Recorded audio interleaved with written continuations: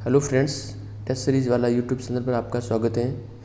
शिक्षक भर्ती परीक्षा देने से पहले इन प्रश्नों को व्याख्या सहित समझकर पढ़ें जो आपके एग्ज़ाम में रामबाण साबित होंगे।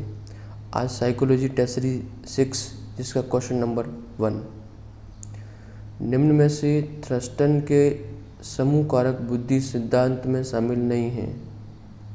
ऑप्शन 1 स्मरण शक्ति, 2 वाक शक्ति, 3 अंक योग्यता, 4 प्रतीकात्मक योग्यता। तो इसका करेक्ट आंसर होगा ऑप्शन नंबर 4 प्रतीकात्मक योग्यता। व्याख्या, समूह तत्व बुद्धि सिद्धांत थ्रस्टन व कैली ने दिया। पुस्तक PMA प्राइमरी मेंटल एबिलिटी प्राथमिक मानसिक योग्यता। थ्रस्टन ने 7 कारक या तत्व बताए। प्रेक्षण योग्यता, अंक योग्यता, शाब्दिक योग्यता, तार्किक शक्ति, वाक शक्ति, स्मरण शक्ति, परिवेक्षण शक्ति। नेक्स्ट क्वेश्चन, किस अवस्था में आत्म केंद्रितता का गुण पाया जाता है? ऑप्शन 1 पूर्व प्रत्यात्मक काल की अवस्था, 2 अंत प्रज्ञा काल की अवस्था, 3 मूर्त संक्रियात्मक अवस्था, 4 संवेदी गामक अवस्था। तो इसका करेक्ट आंसर होगा ऑप्शन नंबर 2 अंत्य प्रज्ञा काल की अवस्था जिसमें आत्म केंद्रितता का गुण पाया जाता है। व्याख्या,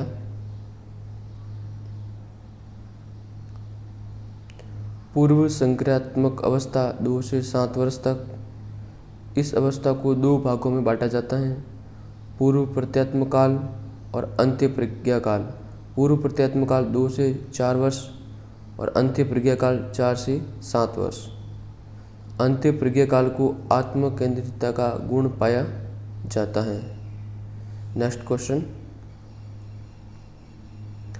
अधिगम के ज्ञानात्मक क्षेत्र सिद्धांत से संबंधित हैं। SOR से संबंधित है। Option 1 Max Wertheimer, 2 Kurt Lewin, 3 Albert Bandura और 4 उपयुक्त सभी। तो SOR से संबंधित कौन कौन है?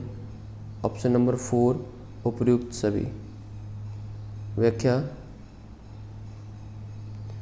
ज्ञानात्मक क्षेत्र सिद्धांत में शामिल हैं गेस्टाल्ट सिद्धांत, तलरूप अधिगम सिद्धांत और सामाजिक अधिगम सिद्धांत। गेस्टाल्ट सिद्धांत जिसमें मैक्स वर्दिमर,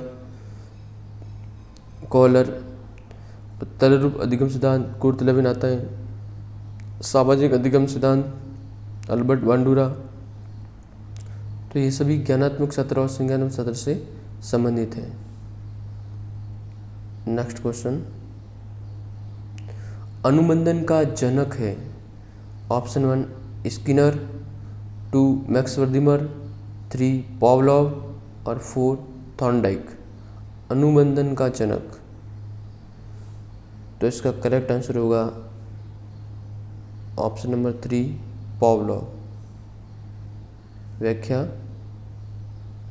पावलोव ने अनुबंधित अनुक्रिया का सिद्धांत दिया। क्लासिकल थ्योरी पावलोव ने दी। क्लासिकल थ्योरी 2 क्वेश्चन आ सकते हैं। तो क्लासिकल थ्योरी जो पावलोव ने, और दूसरा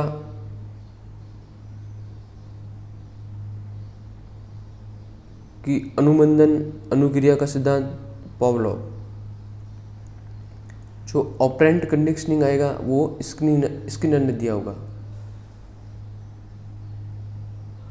नेक्स्ट क्वेश्चन, प्राचीन अनुबंधन सिद्धांत की उपयोगिता के संबंध में सही कथन है। भय के निवारण में, आदत व स्वभाव के निर्माण में, अक्षर विन्यास, शब्द अर्थ एवं भाषा के विकास में, या उपयुक्त सभी। तो इसका करेक्ट आंसर होगा उपयुक्त सभी। प्राचीन अनुबंधन सिद्धांत की उपयोगिता वो भय के निवारण में भी होती है, आदत व स्वभाव के निर्माण में भी होती है, अक्षर विन्यास व शब्द व अर्थ भाषा के विकास में होती है, ये सभी के विकास में होती है। व्याख्या। प्राचीन अनुबंधन सिद्धांत पावलोव। शिक्षा के क्षेत्र में संकेत अधिगम के लिए पावलोव का सिद्धांत महत्वपूर्ण है। संकेत अधिगम किस पर आधारित है? पावलोव के सिद्धांत पर आधारित है या अनुबंधन के सिद्धांत पर आधारित है। नेक्स्ट क्वेश्चन, प्रयास व त्रुटि सिद्धांत में उद्दीपक हैं। ऑप्शन 1 मर्द मछली, 2 भूखी बिल्ली, 3 भूख और 4 चूहा। तो इसका करेक्ट आंसर होगा, उद्दीपक हुआ ऑप्शन नंबर 1 मर्द मछली। व्याख्या। प्रयास एवं त्रुटि सिद्धांत E.L. थॉर्नडाइक ने दिया, जिसमें उद्दीपक मर्द मछली या भोजन जो उद्दीपक के रूप में होता है वो मर्द मछली होता है, अनुक्रिया भूखी बिल्ली और चालक भूख, संयोजनवाद, संबंधवाद या बंध का सिद्धांत बॉन्ड थ्योरी E.L. थॉर्नडाइक ने दिया। नेक्स्ट क्वेश्चन, उद्दीपन अनुक्रिया सिद्धांत में गौण नियम नहीं है। एग्जाम इसका जरूर ध्यान रखना, गौण नियम नहीं है पूछा है आपको। ऑप्शन 1 आत्मीकरण का नियम, 2 आंशिक अनुक्रिया का नियम, 3 रुचि का नियम और 4 मानसिक विन्यास का नियम। तो इसका करेक्ट आंसर होगा ऑप्शन नंबर 3 रुचि का नियम। रुचि का नियम मुख्य नियम है, गौण नियम नहीं है। मुख्य नियम 3 है और गौण नियम 5 है।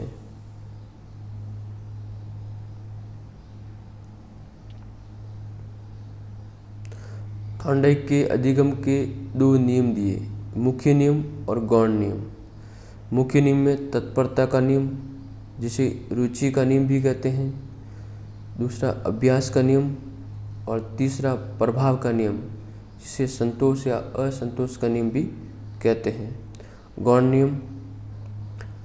नियम में बहुप्रतिक्रिया का नियम, आंशिक अनुक्रिया का नियम, आत्मीकरण या सादृश्यता का नियम, मानसिक विन्यास का नियम और साहचर्य व्यवहार का नियम, ये सभी गौण नियम के अंतर्गत आते हैं। Next question, operant conditioning theory किसने दिया? इससे पहले क्वेश्चन में था क्लासिकल कंडीशनिंग दिया था पावलोव ने। अभी पूछा है ऑपरेंट कंडीशनिंग थ्योरी किसने दिया? Option 1 Pavlov, 2 C.L. हल, 3 B.F. स्किनर और 4 थॉर्नडाइक। तो ऑपरेंट कंडीशनिंग थ्योरी दिया था ऑप्शन नंबर 3 B.F. स्किनर ने। व्याख्या। क्रिया प्रसूत सिद्धांत, साधनात्मक अनुबंधन, ऑपरेंट कंडीशनिंग थ्योरी, नैमित्तिक अनुबंधन, ये सभी B.F. स्किनर ने दिए थे। मतलब क्रिया प्रसूत सिद्धांत के दूसरे नाम हैं साधनात्मक अनुबंधन, ऑपरेंट कंडीशनिंग थ्योरी, नैमित्तिक अनुबंधन, ये सभी B.F. स्किनर ने दिए थे। 1954 में इसी सिद्धांत के माध्यम से अभिकर्मित अनुदेशन की शुरुआत हुई। अभिकर्मित अनुदेशन की शुरुआत 1954 में हुई, जिसमें उस कंटेंट को छोटे छोटे भागों में पढ़ाया जाता है, पाठ को छोटे छोटे भागों में पढ़ाया जाता है। नेक्स्ट क्वेश्चन, यथार्थवाद या वास्तविकता पर आधारित है। ऑप्शन 1 ईड, 2 ईगो, 3 सुपर ईगो, 4 उपयुक्त सभी। इदम अहम परहम, यथार्थवाद या वास्तविकता पर आधारित। तो इसका करेक्ट आंसर होगा ईगो, नंबर 2। व्याख्या।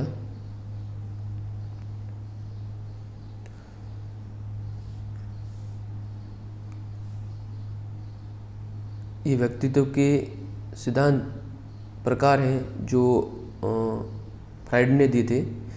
इसमें ईड, ईगो और सुपर ईगो। ईड में वो होता है जो इसमें आनंदवाद पर आधारित होता है, सुखवाद इसमें होते हैं, दमित इच्छाओं का भंडार होता है, ये सभी ईड के अंतर्गत आता है।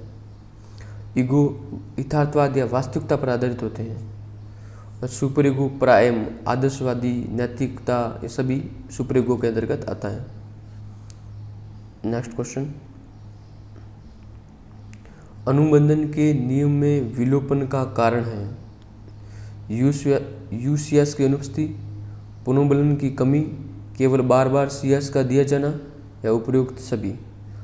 अनुबंधन के नियम में विलोपन का कारण क्या है? तो इसका करेक्ट आंसर होगा उपयुक्त सभी। यूसीएस की अनुपस्थिति है, पुनर्बलन की कमी है, केवल बार बार का सीएस का दिया जाना।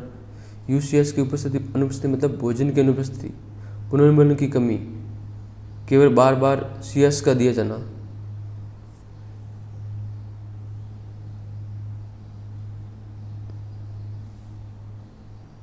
जब यूसीएस या भोजन को बंद करके केवल सीएस ही दिया जाए तो प्राणी की अनुक्रिया कमजोर होकर बंद हो जाती है, इसे विलोपन कहते हैं।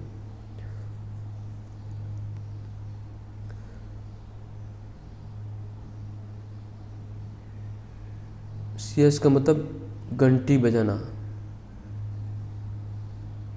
जो अनुबंधित अनुक्रिया होती है, अनुबंधित उद्दीपक होता है, और यूसीएस अनानुबंधित उद्दीपक होता है। विलोपन का कारण है यूसीएस की अनुपस्थिति, पुनर्बलन की कमी, केवल बार बार सीएस का दिया जाना। नेक्स्ट क्वेश्चन, निम्न में से ऐशनात्मक उद्दीपक नहीं है। उद्दीपक दो प्रकार के होते हैं, इसमें से ऐशनात्मक उद्दीपक नहीं है। ऑप्शन 1 भोजन, 2 पानी, 3 सुई की चुभन, और 4 लैंगिक संबंध। तो इसका करेक्ट आंसर होगा ऑप्शन नंबर 3 सुई की चुभन। व्याख्या, अनानुबंधित उद्दीपक दो प्रकार का होता है, ऐशनात्मक उद्दीपक और विकर्षणात्मक उद्दीपक। ऐशनात्मक उद्दीपक वे उद्दीपक जो प्राणी को प्रसन्नता देते हैं, जैसे भोजन, पानी, लैंगिक संबंध। विकर्षणात्मक उद्दीपक वे उद्दीपक जो प्राणी के लिए पीड़ादायक होते हैं, जैसे तेज शोर, विद्युत आघात, सुई की चुभन, कड़वा स्वाद। नेक्स्ट क्वेश्चन, प्रोग्राम्ड लर्निंग के प्रतिपादक हैं। Option 1 Woodworth, 2 Skinner, 3 crow and crow, 4 अरस्तु। तो प्रोग्राम लर्निंग के प्रतिपादक कौन है? Option number 2 Skinner. व्याख्या, अभिक्रमित अनुदेशन या प्रोग्राम लर्निंग स्किनर ने दिया। इसमें विषय वस्तु को छोटे छोटे पदों या फ्रेम में बांटा जाता है। और अभिक्रमित अनुदेशन 1954 में दिया गया था। नेक्स्ट क्वेश्चन, जीवन विस्तार सिद्धांत किसने दिया? Option 1 Max Wertheimer, 2 Kohler, 3 Kurt Lewin, 4 Albert Bandura. जीवन विस्तार सिद्धांत। तो इसका करेक्ट आंसर होगा ऑप्शन नंबर 3 कुर्ट लेविन। व्याख्या, तलरूप अधिगम सिद्धांत या जीवन विस्तार सिद्धांत कुर्ट लेविन ने दिया, जिसको क्षेत्र अधिगम सिद्धांत भी कहते हैं। इसमें व्यवहार, व्यक्तित्व व वातावरण पर निर्भर करता है। कुर्ट लेविन ने जीवन विस्तार सिद्धांत दिया। नेक्स्ट क्वेश्चन, बालक के व्यक्तित्व मापन की वस्तुनिष्ठ विधि नहीं है। ऑप्शन 1 समाजमिति विधि, 2 प्रश्नावली विधि, 3 निरीक्षण विधि, और 4 क्रम निर्धारण मापने। तो इसका करेक्ट आंसर होगा ऑप्शन नंबर 2 प्रश्नावली विधि, जो एक वस्तुनिष्ठ विधि नहीं है, ये एक व्यक्तिनिष्ठ या आत्मनिष्ठ विधि है, प्रश्नावली विधि। व्याख्या, अप्रक्षेपी विधि के दो प्रकार हैं, व्यक्तिनिष्ठ या आत्मनिष्ठ और वस्तुनिष्ठ। व्यक्तिनिष्ठ में आत्मकथा, व्यक्ति इतिहास विधि, केस स्टडी मेथड, प्रश्नावली विधि और साक्षात्कार विधि, इंटरव्यू मेथड। वस्तुनिष्ठ में समाजमिति विधि, निरीक्षण विधि, क्रम निर्धारण मापनी और शारीरिक परीक्षण, ये सभी वस्तुनिष्ठ विधियों के अंतर्गत आते हैं। नेक्स्ट क्वेश्चन, निम्नलिखित में से व्यक्तित्व मापन की आत्मनिष्ठ विधि नहीं है। आत्मनिष्ठ या व्यक्तिनिष्ठ विधि नहीं है पूछा है इसमें। ऑप्शन 1 आत्मकथा विधि, 2 प्रश्नावली विधि, 3 साक्षात्कार विधि और 4 निरीक्षण विधि। तो इसका करेक्ट आंसर होगा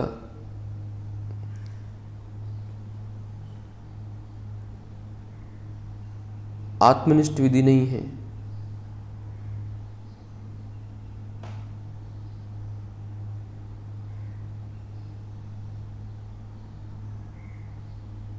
आत्मकथा विधि ये आत्मनिष्ठ विधि है, प्रश्नावली विधि आत्मनिष्ठ विधि है, इंटरव्यू मेथड आत्मनिष्ठ विधि है, जबकि निरीक्षण विधि है जो वस्तुनिष्ठ विधि है।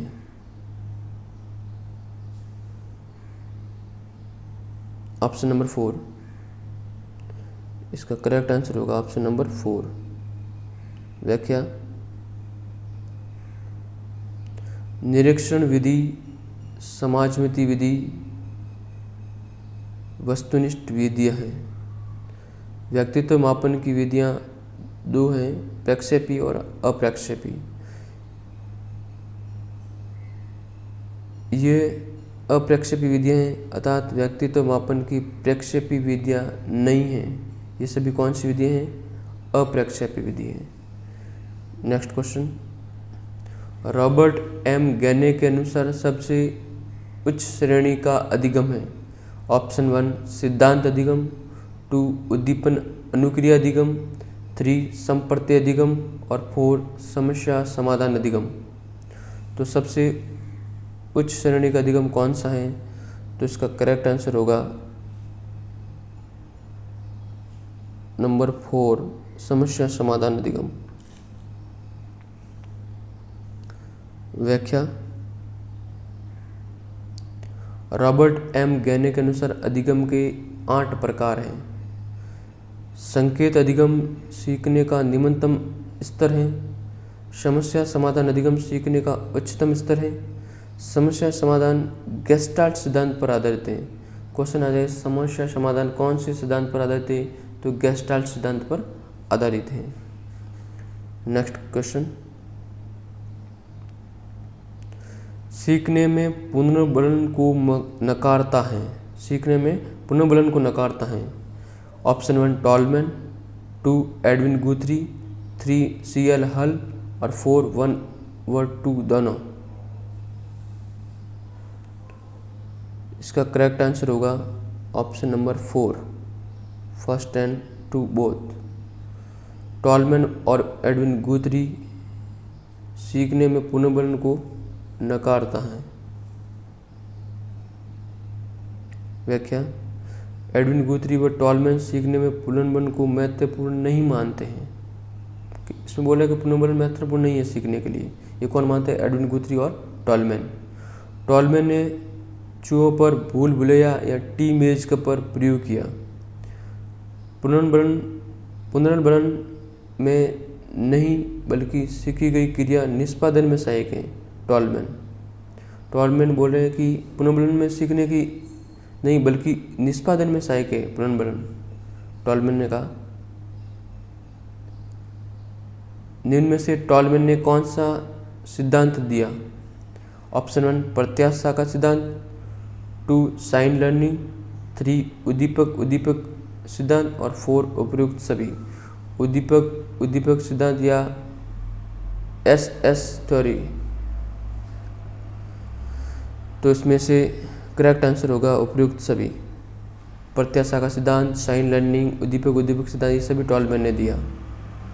व्याख्या, एसएस थ्योरी या उद्दीपक सीखना टॉलमैन, प्रत्याशा का सिद्धांत टॉलमैन ने दिया, साइन लर्निंग टॉलमैन ने दिया, और अव्यक्त सीखना ये भी किसने दिया?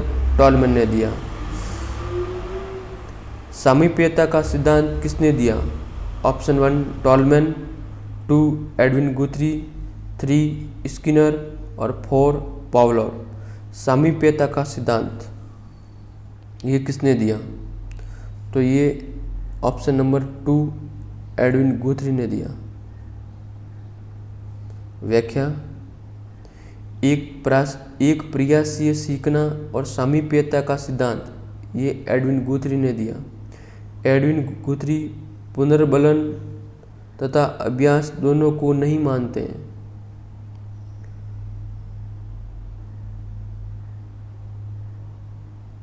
पुनर्बलन और अभ्यास दोनों को नहीं मानते कौन है? एडविन गुथरी। इसमें निम्न विधियां हैं: थकान विधि, दहेली विधि, श्रृंखला विधि। ये एडविन गुथरी की विधियां हैं, एडविन गुथरी के सिद्धांत की विधियां हैं। नेक्स्ट क्वेश्चन, गुणा व घटाव सीखने के बाद भाग सीखना अधिगम अंतरण है।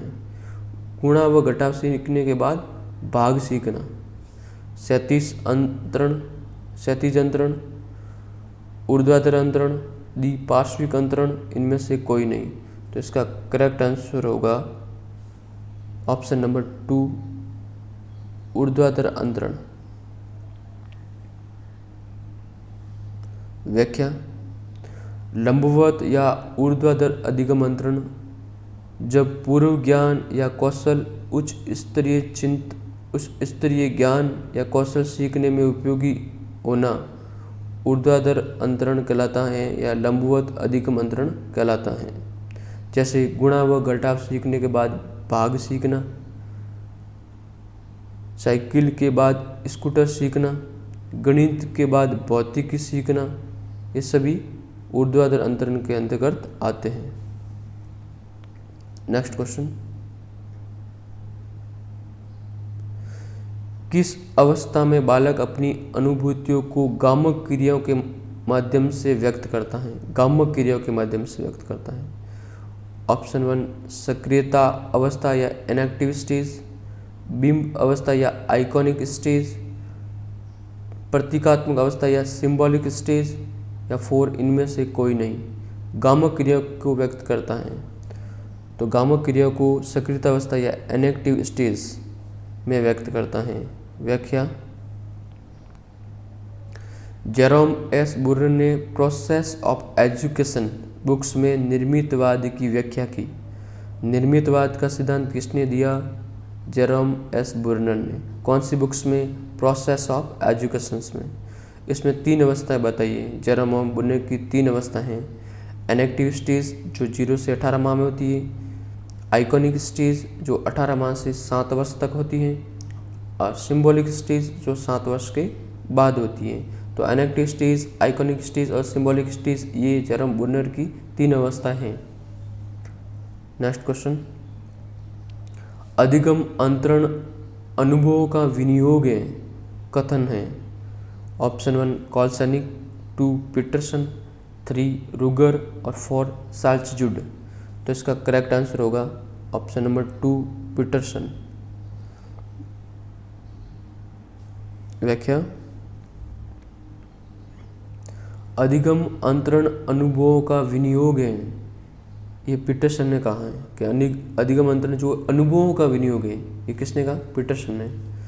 पहली परिस्थिति में प्राप्त ज्ञान, अभियोगिता या कौशल का दूसरी परिस्थिति में उपयोग अधिगम अंतरण कहलाता है। कि पहली परिस्थिति में जो ज्ञान या अभियोगिता का कौशल का जो विकास हुआ है वो दूसरी परिस्थिति में किस प्रकार उपयोग किया जाता है, उसको ही हम अधिगम अंतरण कहते हैं। नेक्स्ट क्वेश्चन, मूल्यों के आदर्श का सिद्धांत किसने दिया? Option 1 Crow and Crow, 2 Charles Judd, 3 Kohler और 4 बागले। मूल्यों के आदर्श का सिद्धांत किसने दिया? ये सिद्धांत ऑप्शन नंबर 4 बागले ने दिया। किसने दिया? बागले ने दिया। मूल्यों के आदर्श या अभिज्ञान का सिद्धांत, क्वेश्चन आ जाए मूल्यों के आदर्श का सिद्धांत बागले, मूल्यों के अभिज्ञान का सिद्धांत बागले, सामान्यीकरण का अधिगम अंतरण सिद्धांत क्रो एंड क्रो तथा चार्ल्स जूड ने दिया। नेक्स्ट क्वेश्चन, वॉलीबॉल खेलने के बाद फुटबॉल खेलना में अधिगम अंतरण है। ऑप्शन 1 धनात्मक अधिगम अंतरण, 2 ऋणात्मक अधिगम अंतरण, 3 शून्य अधिगम अंतरण और 4 द्विपार्श्विक अंतरण। वॉलीबॉल खेलने के बाद फुटबॉल खेलना, तो इसमें कौन सा अधिगम अंतरण है? तो इसका करेक्ट आंसर होगा ऑप्शन नंबर 2 ऋणात्मक अधिगम अंतरण। व्याख्या, किसी परिस्थिति का उच्च से निम्न में बदल जाना ऋणात्मक या नकारात्मक अधिगम अंतरण कहलाता है। जैसे मोटरसाइकिल से साइकिल चलाना, टेनिस सीखने के बाद क्रिकेट खेलना, वॉलीबॉल खेलने के बाद फुटबॉल खेलना, ये सभी ऋणात्मक अधिगम अंतरण में आते हैं। जिसे निम्न से उच्च में जाना वो धनात्मक अधिगम अंतरण होते हैं। जैसे कि साइकिल चलाने के बाद मोटरसाइकिल चलाना, क्रिकेट खेलने के बाद टेनिस सीखना, फुटबॉल खेलने के बाद वॉलीबॉल सीखना, ये सभी धनात्मक अधिगम अंतरण के आते हैं। जबकि उच्च से निम्न बदल जाना ऋणात्मक या नकारात्मक अधिगम अंतरण के अंतर्गत आते हैं। नेक्स्ट क्वेश्चन, लक्षिता प्रारंभ में मंद गति से सीखती है, उसके बाद सीखने की गति तीव्र हो जाती है। कौन से अधिगम वक्र से संबंधित हैं? ऑप्शन 1 निष्पादन वक्र या ऋजु कोणीय वक्र, ऑप्शन 2 उन्तोदर वक्र, ऑप्शन 3 नतोदर वक्र, ऑप्शन 4 सर्पिलाकार वक्र। तो इसका करेक्ट आंसर होगा ऑप्शन नंबर 3 नतोदर वक्र। व्याख्या, सकारात्मक, धनात्मक या नतोदर अधिगम वक्र में पहले बालक धीमी गति से सीखता है, उसके सीखने की गति तीव्र हो जाती है। तो नतोदर अधिगम वक्र का दूसरा नाम है धनात्मक अधिगम अंतरण अधिगम वक्र। नेक्स्ट क्वेश्चन, अधिगम पठार निर्माण के कारण के संबंध में सही कथन है। ऑप्शन 1 निष्पादन से पूर्ण संतुष्टि, अभिप्रेरणा का अभाव, रुचि का कम होना, उपयुक्त सभी। तो अधिगम पठार निर्माण के कारण क्या है? इसका ऑप्शन नंबर 4 उपयुक्त सभी। अधिगम पठार निर्माण के कारण निम्न है: निष्पादन से पूर्ण संतुष्टि, शिक्षक का व्यवहार, शिक्षक का जो अनुचित व्यवहार है तो अधिगम पठार होगा, अभिप्रेरणा का अभाव, रुचि का कम होना, ये सभी अधिगम पठार के अंतर्गत आते हैं। निष्पादन से पूर्ण संतुष्टि, जब उसमें सीखने की पूर्ण संतुष्टि होगी तो उसके बाद बालक वो नहीं सीखेगा, अधिगम नहीं करेगा। नेक्स्ट क्वेश्चन, बुद्धि परीक्षण का 5वां संशोधन कब दिया गया? ऑप्शन 1 1912, ऑप्शन 2 1908, ऑप्शन 3 2003 और ऑप्शन 4 2004। तो इसका करेक्ट आंसर होगा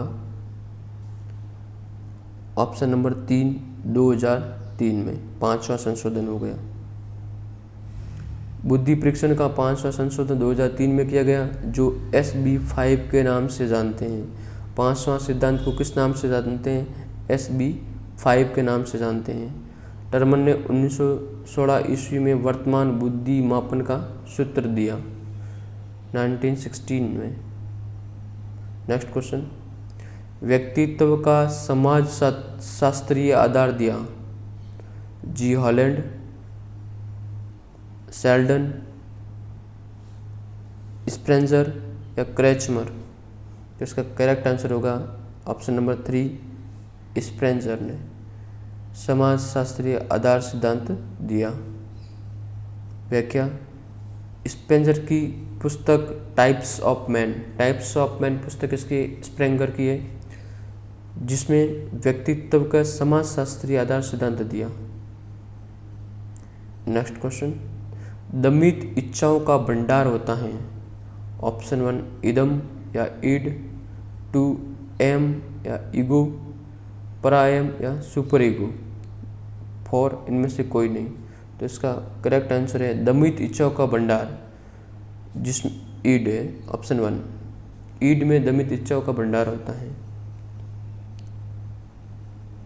ईड बाल्यावस्था में सर्वाधिक प्रभावशाली रहता है। ईड कौन सी अवस्था में ज़्यादा प्रभावशाली रहता है? बाल्यावस्था में। इसमें दमित इच्छाओं का भंडार होता है। सुखवादी सिद्धांत ईड को बोलते हैं, जिसमें शारीरिक इच्छाएं ज़्यादा प्रबल होती हैं। और ईगो मांस वास्तविकता के सिद्धांत पर आधारित है ईगो। और सुपर ईगो नैतिकता, समाज, इस पर आधारित है। लास्ट क्वेश्चन, आइजैक ने शील गुणों को पहचानने के लिए प्रश्नावली दी गई। Option 1 16 PF, option 2 32 PF, option 3 18 PF और ऑप्शन 4 40 पीएफ। तो इसका करेक्ट आंसर होगा option number 2 32 PF. R B Cattell ने 16 पीएफ की प्रश्नावली दी थी, जबकि आइजैक ने 32 पीएफ की प्रश्नावली दी गई। पीएफ का मतलब पर्सनालिटी फैक्टर। करेक्ट इसका व्याख्या है 16 PF R B Cattell, 32 PF Eysenck. Eysenck की 3 विमाएँ हैं, neurotic stable, introvert extrovert, psychotic या सोशल, मनस्तापी सामाजिक। तो न्यूरोटिक स्टेबल किसकी है? विमा है आइजैक की है। इंट्रोवर्ट एक्सट्रोवर्ट ये भी आइजैक की है। और साइकोटिक सोशल आइजैक की है। यहाँ पे क्वेश्चन आ सकता है कि आइजैक की विमाएँ नहीं हैं या कौन सी है? तो न्यूरोटिक स्टेबल, इंट्रोवर्ट एक्सट्रोवर्ट और साइकोटिक और सोशल, ये सभी आइजैक की 3 विमाएँ हैं। तो आई होप आपको ये सारे क्वेश्चन समझ में आए होंगे। आप इन क्वेश्चंस को दोबारा समझ के अच्छे से पढ़ें। कोई भी कंटेंट्स या क्वेश्चन या टेस्ट सीरीज पढ़ो तब उसको समझ के पढ़ो, जिसमें आप व्याख्या को भी ध्यान से समझ कर पढ़िएगा। व्याख्या में से कई बार बहुत सारे क्वेश्चंस एग्जाम में देखने को मिलते हैं और अपने कॉन्सेप्ट भी क्लियर होते हैं। तो आप इस चैनल को ज़्यादा से ज़्यादा सब्सक्राइब कीजिए और सभी विद्यार्थियों तक शेयर कीजिए ताकि सभी को फ़ायदा मिले। धन्यवाद। जय हिंद, जय भारत।